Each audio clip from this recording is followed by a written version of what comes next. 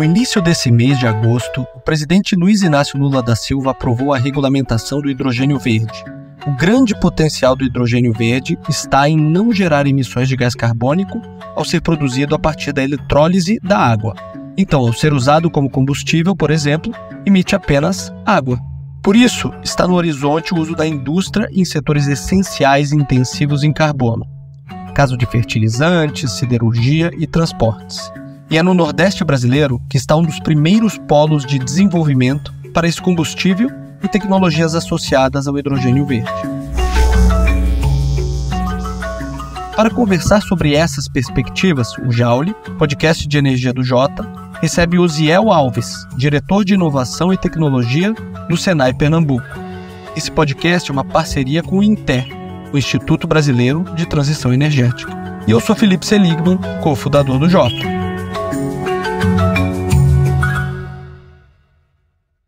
Osiel, muito obrigado por aceitar o nosso convite. Antes da gente entrar no tema do nosso podcast, vamos falar bastante sobre hidrogênio verde, vamos falar sobre o Tech Hub. Eu queria que você começasse a entrevista se apresentando, falando um pouco da sua atuação profissional e o que te levou a trabalhar com hidrogênio verde. Eu tenho 12 anos de experiência aí de desenvolvimento de tecnologia e inovação para o setor industrial. Durante a minha carreira, os principais projetos, né, que me envolvi sempre teve ligado ao desenvolvimento da cadeia industrial, seja o desenvolvimento de plantas industriais, upgrades dentro de fábricas, linhas de produção, e expandindo isso para uma visão mais conectada, né, da cadeia de fornecimento da indústria. E aí, ao longo desse processo, dentro do Senai, nós iniciamos o desenvolvimento de um projeto estruturante que tinha como objetivo apoiar o desenvolvimento regional de um cluster industrial, que é o Complexo Industrial Portuário de Suape, sempre com o objetivo de aumentar o valor agregado, né? De que forma a gente aumenta a intensidade tecnológica das empresas, a gente aumenta a densidade desse ambiente, introduz tecnologia, inovação, mas de forma que isso habilite novos produtos, novas cadeias produtivas de maior valor agregado e que isso possa voltar para a sociedade como um todo. Então, dentro desse contexto, o projeto que a gente começou a modelar diante de todos esses impactos, né, de mudanças climáticas, de transição energética, nós começamos a modelar um ambiente de desenvolvimento industrial e ele servisse de suporte para que a indústria ela possa ter ali um braço de apoio nesse processo de transição e que diminua os riscos da indústria. Então, nós, Sistema Indústria, né, Senai, Federação das Indústrias de Pernambuco, tivemos essa visão, esse objetivo, e dali a gente começou a modelar, buscando benchmarks globais, conectando um pouco dos modelos, das formas de atuação de clusters industriais de inovação industrial ao longo do mundo, e como é que a gente poderia trazer algo nessa lógica para Pernambuco, né? Então, a minha contribuição ao longo desse período todo foi desde lá da concepção, na modelagem, junto com diversos companheiros, para que a gente pudesse chegar nessa modelagem de hoje. Isso um pouquinho aí do contexto, né? Uma conexão da minha trajetória, mais o foco aqui, né? Que a gente falando do desenvolvimento do Tech Hub. Daí nasce o Tech Hub e um pouco do contexto da utilização do hidrogênio verde, né? Então, conta pra gente um pouco como é que partiu para saindo desse contexto mais amplo para a questão específica do hidrogênio.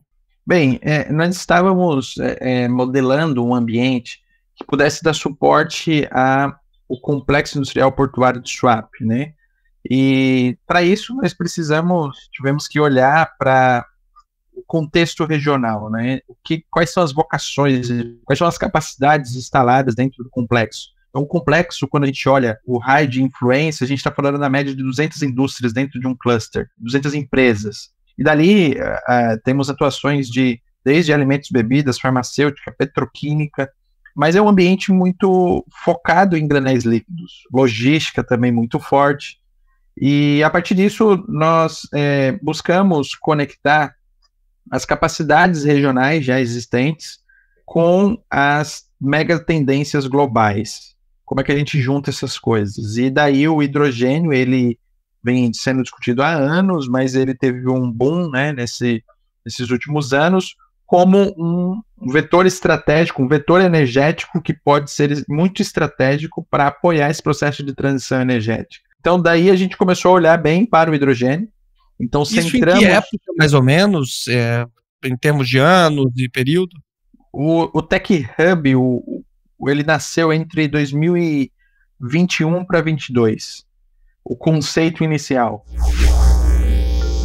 Suape entrou na rota da descarbonização e da transição energética. O Tech Hub Hidrogênio Verde, em parceria com o Senai Pernambuco, é um dos projetos mais inovadores. É focado na produção do combustível do futuro. Será um espaço de pesquisa, desenvolvimento de produtos e de muito mais inovação.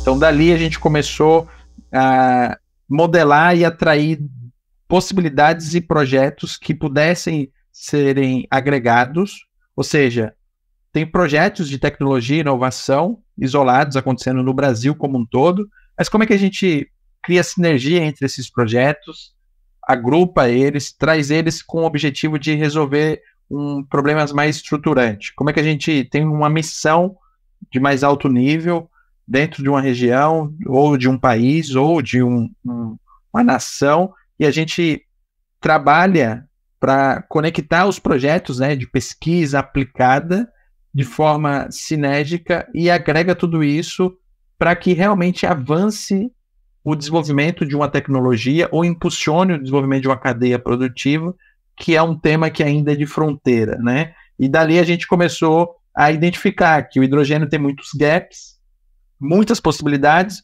muitos potenciais, muitas dúvidas, muitas perguntas, muitas opiniões, mas a gente não tem nada concreto que ajude a tangibilizar isso. Como é que a gente coloca algo de pé que ajude a construir um caminho? Então foi daí que a gente direcionou o Tech Hub para ser o ambiente de suporte à indústria nacional, que a gente transfira tecnologia, implemente e faça com que algumas hipóteses, com algumas dúvidas, algumas perguntas, às vezes tecnologias que já estão rodando ao longo do mundo, que elas se agreguem e que elas tenham ali um endereçamento mais objetivo para as empresas e que no final, né, tudo isso reduzindo o risco para a indústria, acelerando o processo de algo que ainda é fronteira, né, é algo que ainda precisa de apoio para poder evoluir de fato.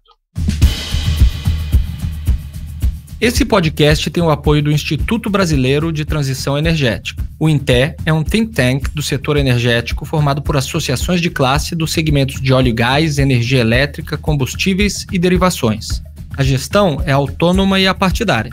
E o objetivo principal do INTE é fortalecer um ambiente propício à discussão sobre energia no Congresso, oferecendo suporte técnico à Frente Parlamentar de Recursos Naturais e Energia. Antes da gente entrar na utilização do hidrogênio verde, propriamente dito, eu queria que, levando em conta todo esse conhecimento que você vem agregando aí nos últimos anos, explicasse para o nosso ouvinte, para nosso ouvinte que não é tão familiar ao tema, um pouco desses gaps do hidrogênio, as colorações, as diferentes colorações, porque a gente fala hidrogênio verde, mas tem outra, né, tem o hidrogênio dourado, fala-se de tudo, né? Eu quero que se você puder explicar em 2 minutos o contexto da discussão do hidrogênio verde, para que a gente possa falar também da utilização atual e dos seus potenciais, acho que seria um bom momento para fazer isso. Perfeito. O hidrogênio, né? Então, assim, vale ressaltar que produção de hidrogênio e tecnologias para produção de hidrogênio já existe há algumas décadas, né? Então, o hidrogênio sempre foi produzido. A questão é que o hidrogênio, ele tem uma capacidade de se transformar servir como insumo de diversos outros produtos e é um vetor energético. Então, dentro dessa lógica, ele pode vir de diversas fontes. Uma forma de produzir hidrogênio é a partir da eletrólise utilizando energia elétrica. E se essa energia elétrica ela vem de uma fonte renovável, puramente renovável, em tese, a emissão de CO2 ela é quase zero, então ele é verde. Quando a gente vem para o hidrogênio, que ele é produzido, por exemplo, a partir de gás natural, exploração de petróleo, você gera gás e a partir dali você produz hidrogênio. Então é um hidrogênio cinza, porque ele vem de material fóssil. Quando a gente vem para um processo de produção de hidrogênio a partir de biogás, por exemplo. Então, na verdade, a gente utiliza os resíduos orgânicos, produz biogás, e dali você pode derivar biometano, e você pode fazer a reforma desse gás e extrair o hidrogênio. Então, ele já ganha uma outra coloração. Então, na verdade, essa questão das cores do hidrogênio são rótulos que foram criados. Eu, assim, acho que também não é algo que nos ajude diretamente a resolver o objetivo fim. É uma forma de categorizar, acho que tem uma lógica, claro, isso é importante. Mas tanto que agora, né, agora se está discutindo muito que a gente tem hidrogênio sustentável, como um todo, né, hidrogênio sustentável e hidrogênio verde. Isso tudo tem a ver com a quantidade de emissão de CO2 ao longo do processo de produção do hidrogênio e também depois no uso, né? Esse é o ponto. Então, basicamente, a hidrogênio da mesma forma, só vai ter a mudança da fonte, da origem da produção desse hidrogênio. Falando tanto aqui no Brasil quanto fora, quais são os setores da indústria que já utilizam ou que podem vir a utilizar esse hidrogênio verde, né? Dentro dos projetos que vocês analisam e conseguiram mapear? A indústria de óleo e gás, ela nativamente utiliza hidrogênio porque alguns processos, né, de refino, de exploração precisa e utiliza hidrogênio. Tem outras indústrias que utilizam hidrogênio como sendo um insumo, né? Um insumo para a produção de algum outro subproduto. Então, produção de combustíveis sintéticos, por exemplo, combustíveis sustentáveis, um dos principais elementos é o hidrogênio. Então, hidrogênio ele é um grande elemento nesse sentido. Produção, por exemplo, de amônia, fertilizante, né? Aí você tem ali o NH3, é um outro subproduto que também utiliza o hidrogênio. Então, a indústria química, né, como um todo, é uma indústria que também utiliza hidrogênio como insumo, dependendo do seu processo, né? A siderúrgica também, né? Siderurgia para fazer redução também de minério de ferro. Então, poderíamos dizer que o setor de mineração como um todo, né, siderurgia e a mineração em si, a indústria química, a indústria de óleo e gás, são os principais setores, né, que utilizam o hidrogênio nativamente ali nos seus processos produtivos como insumo. Setores como o de cimento, aço, vidro e de produtos químicos estão de olho nesse mercado porque são responsáveis por cerca de 20% das emissões globais. A maior parte das iniciativas brasileiras está no Ceará, perto do porto de Pecém. A área é considerada estratégica por conta da abundância de fontes limpas de energia, como eólica e solar, e pela localização do terminal, que permitiria a exportação do H2V em trajeto mais curto à Europa, um dos mercados mais interessados no produto. Quando a gente fala no mercado internacional, fala-se muito em oferecer hidrogênio para sistemas de aquecimento, geração de energia para prédios verdes, por exemplo, né? E aí, com bastante frequência, vem a discussão sobre o potencial de exportação do hidrogênio verde pelo Brasil. Eu queria que você falasse um pouco sobre isso, mas eu acredito que você é uma pessoa que defende o potencial de agregação no valor interno brasileiro, né? Então, também gostaria que você fizesse o contraponto em relação ao argumento do potencial de exportação. Nesse sentido, a minha visão, e aí olhando para que a nossa indústria ela evolua, né, e que a gente utilize essa oportunidade, uma nova oportunidade da nossa indústria, ela dá um salto de competitividade, dela também trabalhar o aspecto de intensidade tecnológica nos seus produtos produzidos, o nível de intensidade tecnológica. Então, existe um indicador que cria uma métrica de intensidade tecnológica de todos os produtos que a gente produz e que vai para a nossa balança, por exemplo.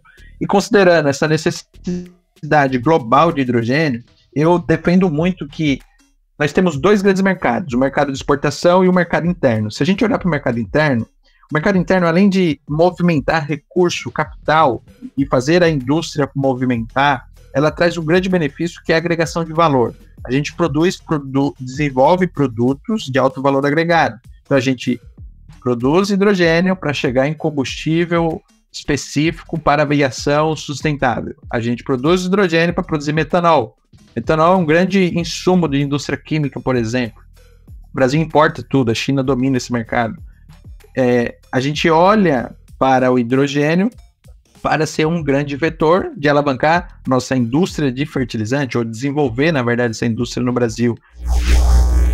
O representante da Associação Nacional para a Difusão de Adubos, Bernardo Silva, afirmou que o Brasil precisa aproveitar essa tecnologia para produzir o hidrogênio verde para a produção de fertilizantes, diminuindo assim o impacto ambiental e tornando o país autossuficiente. O hidrogênio verde, que é produzido através da eletrólise da água, né, e aí a agregação de valor, que vai aí produz aí os fertilizantes, nitrato de amônio, a ureia, o sulfato de amônio, o MAP, o DAP, o superfosfato triplo, né, o nitrato de potássio.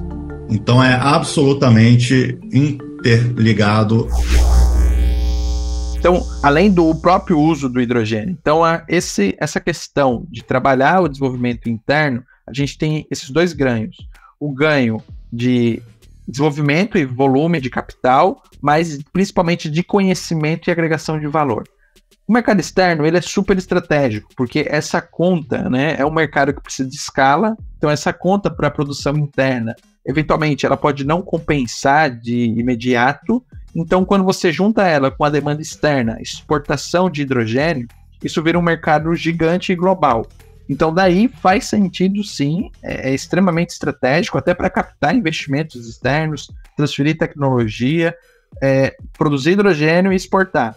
O que a gente precisa ter cuidado é porque esse hidrogênio, quando chegar na Europa, quando chegar em qualquer local do mundo como um todo, esse hidrogênio pode ser utilizado como hidrogênio diretamente, mas provavelmente as maiores aplicações, as principais aplicações, vai ser para desenvolver produtos verdes. Daí vem a produção de combustíveis sintéticos como um todo, produção de fertilizante, produção de diversos outros produtos, insumos, que pode ser o aço verde, que pode ser produtos verdes como um todo. E qual é o risco? Que esses produtos eles vão ser vendidos para o Brasil. Então a gente vai exportar a matéria-prima, assim como hoje o Brasil cada vez mais a gente cresce na exportação de commodities, que tem baixo valor agregado, tem uma posição estratégica para o mundo, porque é um grande fornecedor, mas, por outro lado, não é o principal ator que gera ali produtos de valores agregados. Então, essa questão de exportar e importar, eu acredito muito e eu acho que esse é o ponto. O setor industrial como um todo, o governo como um todo, precisa ter essa visão e construir estratégias que esses mercados eles andem em conjunto. Porque a gente corre um grande risco, basicamente, de exportar matéria-prima. O mundo vem aqui, extrai energia limpa e leva isso em formato de hidrogênio, produz produtos verdes, desenvolve produtos verdes e depois exporta para o Brasil. Esse é o ponto. É o histórico dilema do Brasil, né? De seguir sendo exportador de commodity ou tentar agregar valor na sua cadeia interna e tentar vender produtos com maior valor agregado. Eu acho que você definiu muito bem. E aí, falando um pouco sobre essa posição dos governos, né, e um pouco do que o Brasil espera disso, a gente está vendo que tem a discussão do marco legal, né, do marco regulatório para o setor, o PL 2308, teve alguns veto parcial, e agora volta para a Câmara para ser analisado. O presidente Lula sancionou nesta sexta a lei que regulamenta o marco legal do hidrogênio verde durante o evento no Porto de Pecém, no Ceará. A produção do novo combustível pode transformar o país em referência mundial na produção desse tipo de combustível. O presidente exaltou a medida. Qual é o país do mundo que pode competir com o Brasil? Qual é o país do mundo que tem condições de competir com o nosso país nessa questão da transição energética? E nós ainda estamos aprendendo, porque uma das coisas que a gente vai fazer, meu presidente da federação, é cobrar do mundo rico que manda o crédito de carbono para nós, porque somos nós que temos floresta para preservar, eles já queimaram a dele, então ajude o que a gente está fazendo, sequestrando o carbono, para o mundo ficar melhor. Queria a sua avaliação mais geral mesmo do que foi aprovado até agora. O que te parece mais importante nessa discussão legislativa e que a gente tem que focar para não perder oportunidades e garantir que a gente também aproveite para a construção legislativa.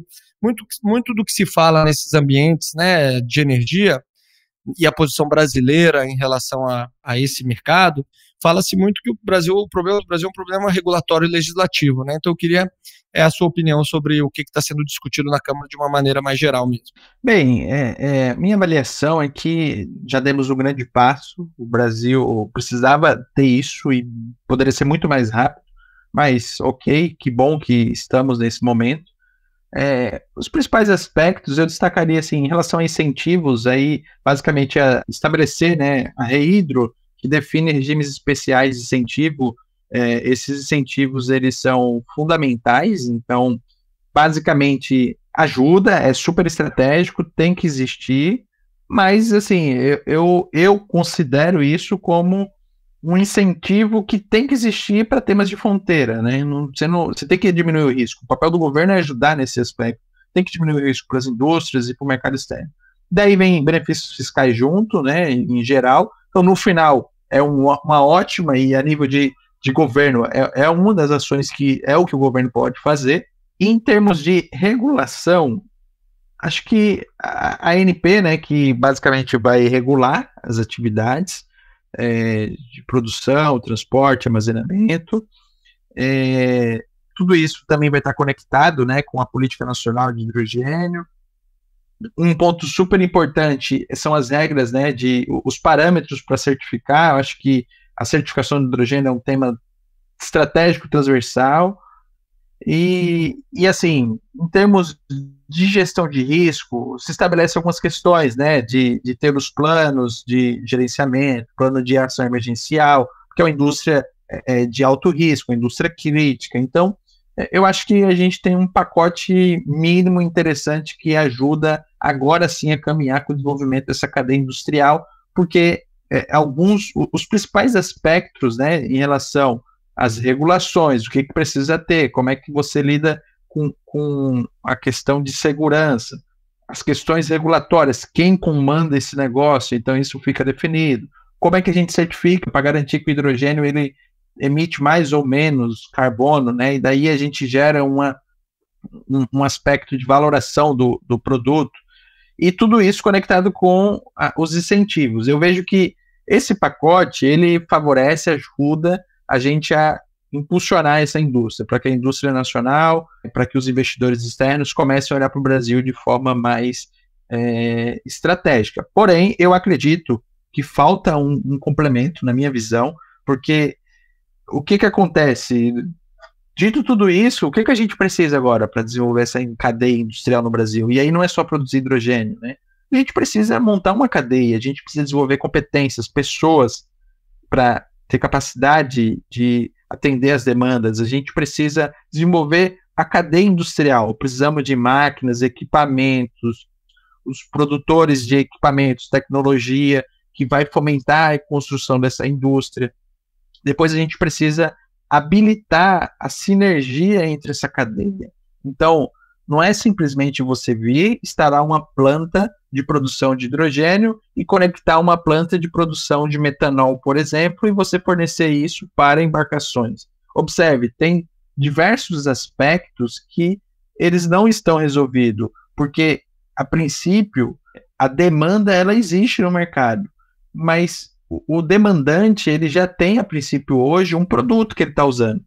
Seja um combustível, seja um fertilizante, seja o próprio hidrogênio. O que vai fazer esses demandantes comprarem hidrogênio? Além do aspecto de sustentabilidade, que todos estão olhando para isso é super estratégico.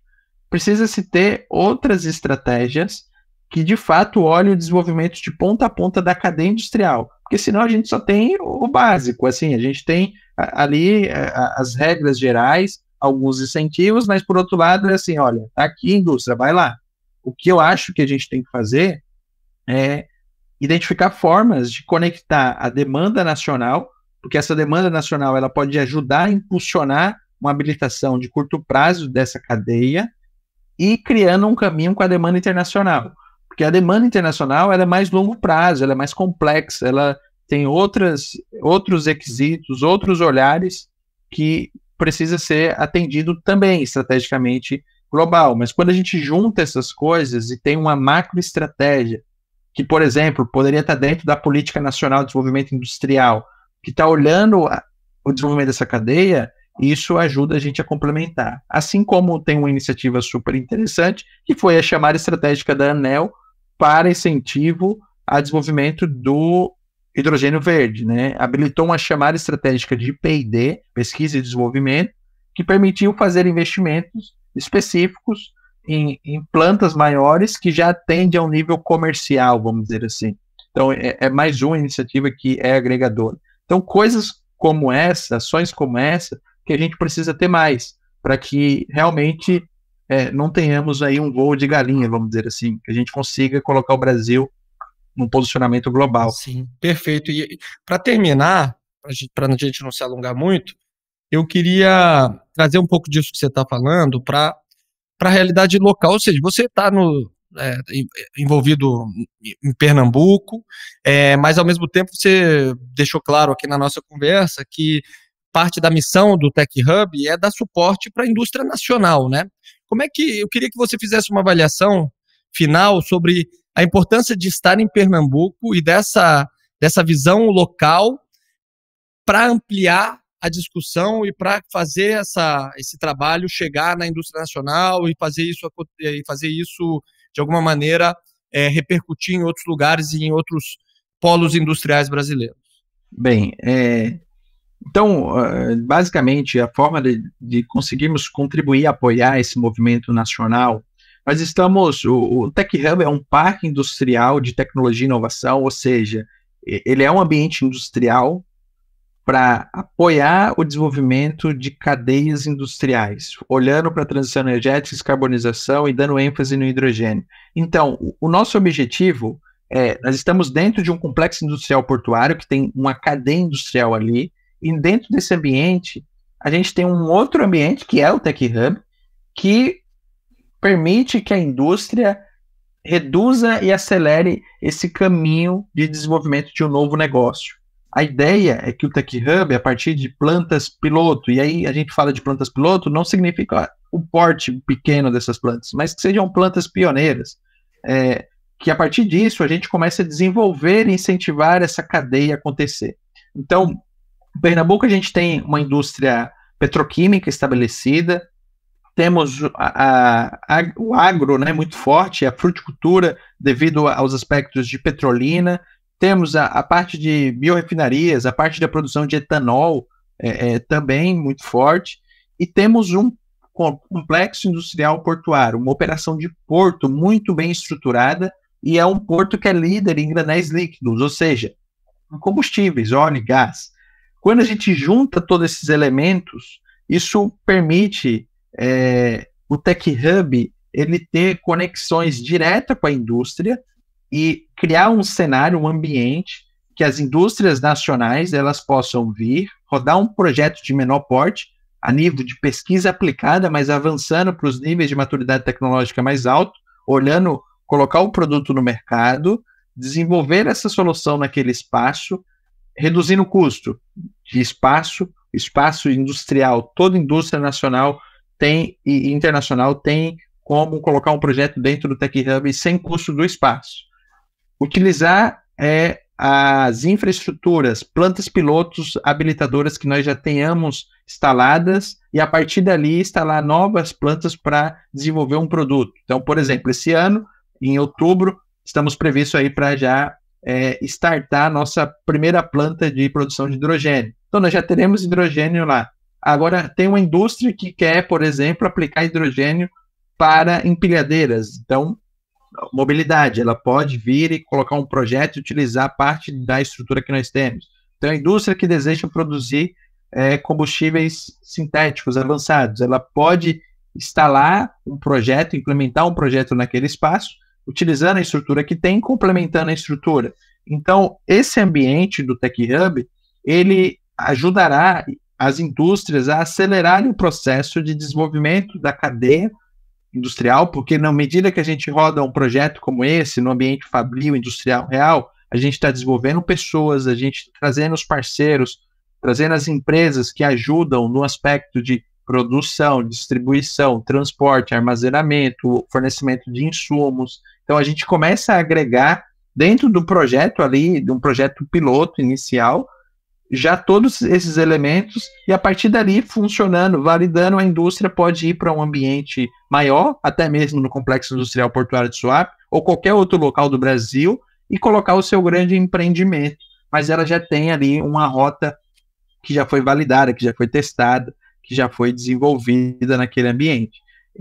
Então, esse é um pouco do cenário que nós, o Tech Hub, nós, Senai, Federação das Indústrias, podemos oferecer. Então, vale também colocar que, conectado a esse espaço, nós temos um grupo de engenheiros, pesquisadores, doutores em todo o Brasil distribuído, temos uma rede de institutos de inovação e tecnologia do Senai, de várias áreas de competência. Nós temos também as conexões com as universidades, outros institutos que têm conhecimento. Então, a indústria chega, ela tem espaço, ela tem conexão com a rede de competência, pessoas, então se forma uma equipe de acordo com a demanda dela. A gente tem a conexão com toda a cadeia industrial, tem a conexão com a cadeia física ali, aquele ambiente do Suape, tem a conexão com o porto. E daí, já imaginou que a gente, por exemplo, já parou para pensar que nós poderíamos exportar hidrogênio dentro de um projeto de pesquisa aplicada, rodando, por exemplo, dentro do Tech Hub, exportando pelo Complexo Portuário de Suape, em menor escala, controlando o risco e tudo mais, e, por exemplo, chegar em Roterdã, ou chegar na Alemanha, em qualquer um dos portos, e a partir dali, da ponta de lá, esse hidrogênio seguir o processo convencional de uma cadeia. Tudo isso numa escala menor, numa escala reduzida, numa escala mais controlada, mais real, mais industrial. Não uma escala basicamente de pesquisa básica, entende? Uziel, queria agradecer imensamente a sua participação, dar parabéns pelo trabalho, boa sorte, que toda essa empolgação, né, que faz parte de participar de discussões e projetos fronteiriços, como mesmo você coloca, gera, né, no dia a dia. Então, muito obrigado pela participação, espero que a gente conte com a sua presença no futuro novamente. Muito obrigado a você, Felipe, é uma grande satisfação estar aqui com vocês, agradeço aí o convite e deixo aqui as portas abertas, estamos sempre à disposição para conversar sobre um tema que tem como objetivo apoiar, né, nosso país e nossa indústria a se desenvolver. Então fica aí a nossa disponibilidade. Agradeço muito, um abraço a todos aí. Até mais.